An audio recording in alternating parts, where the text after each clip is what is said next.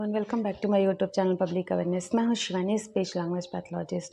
आज मैं हाजिर हूं एक नई इन्फॉर्मेशन के साथ। आई होप कि आपको पसंद आए।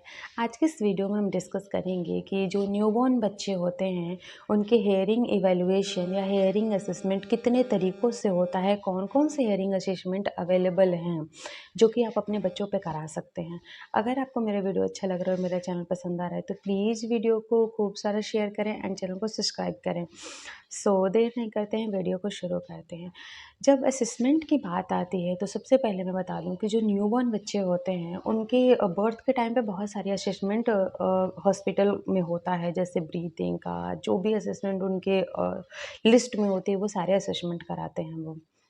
बट आप अपने तरीके से, आप अपने तरफ से एक असेसमेंट एटलीस्ट आप अपने बेबी के लिए तो करा ही सकते हैं। मैं बहुत सारे असेसमेंट के बारे में बात करूँगी जिसमें से जो ईज़िली आपके यहाँ हो, आप प्लीज़ अपने बच्चे के असेसमेंट ज़रूर कराएँ। बिकॉज़ कि बहुत सारे ऐसे बच्चे रहते हैं जिन्हें पता नहीं रहता कि उनकी हियरिंग की प्रॉब्लम है और टेस्ट भी नहीं हो पाता। ये चीज़ हमें लेट से पता चलता है तो हम उनका ट्रीटमेंट भी बहुत मुश्किल होता है करना।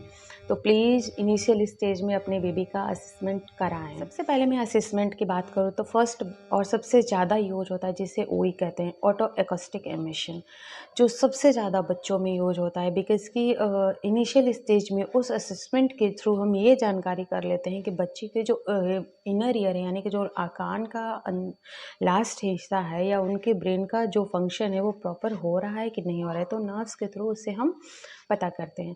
तो ये बच्चा बहुत सोया रहता है और बहुत क्विकली उनके सोने में ही 10-5 मिनट में टेस्ट हो जाता है। तो ये आप ज़रूर कराएँ अगर आपको मिल जाए, पॉसिबिलिटी हो जाए कराने की तो।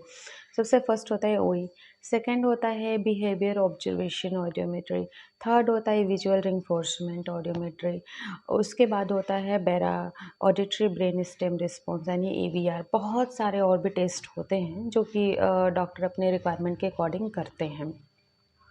सबसे पहले मैं बात करूँ तो ओई के बारे में मैंने बताया, ऑटो एकॉस्टिक एमिशन, जो कि एक ट्यूब की तरह आपके बच्चे के ईयर में इंसर्ट करेंगे। उसके बाद जो ग्राफ बन के आएगा और ईजिली समझ जाएंगे कि बच्चे की प्रॉब्लम है या नहीं है। सेकंड होता है बिहेवियर ऑब्जर्वेशन ऑडियोमेट्री। ये एक टेस्ट होता है जिसमें कि कुछ तरह के नॉइस मेकर यानी कि आवाज़ करने वाले खिलौने बजाए जाते हैं या तरह तरह के नॉइस दी जाती है। उसके बाद बच्चों का रिस्पॉन्स देखा जाता है कि कैसा रिस्पॉन्स है, किस तरीके का बच्चों का रिस्पॉन्स आ रहा है। उसके बाद हम नोट करके एक असेसमेंट करते हैं। तीसरा आता है विजुअल रिइंफोर्समेंट ऑडियोमेट्री, यानी कि बच्चे के जो आँख है, आँखों का रिइंफोर्स वो देखते हैं, जैसे कि रिस्पॉन्स देखते हैं, किस तरीके से आवाज़ आए तो आँखें बंद हुई, खुली। उसके बाद से जो लास्ट होता है वो होता है हमारा एवीआर। जब हमें इन सारे टेस्ट में नहीं पता चलता है कि बच्चे के एग्जैक्ट रिजल्ट्स, किसी में 50-50 आता है, किसी में बच्चा ने रिस्पॉन्स किया, किसी में बच्चा ने रिस्पॉन्स किया, किसी में किया, किसी में नहीं किया। तो इस वजह से जो लास्ट और फाइनल टेस्ट होता है वो ऑडिटरी ब्रेन स्टेम रिस्पॉन्स बोलते हैं, जिसे बेरा कहते हैं। बहरा जो होता है वो बच्चों को सुला के जो उनके ब्रेन में जो नर्व्स होते हैं उस नर्व्स के रिस्पॉन्स के थ्रू हमें पता चलता है कि बच्चे की जो हेयरिंग है वो प्रॉपर है या नहीं है।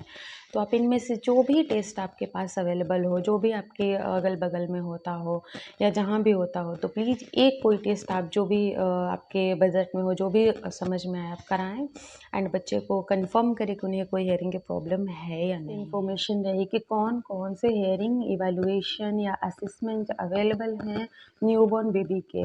इनमें से कोई भी टेस्ट आप अपने बच्चे पे करा के, असेसमेंट करा के कंफर्म कर सकते हैं कि आपके बच्चे को कोई प्रॉब्लम नहीं है। प्लीज़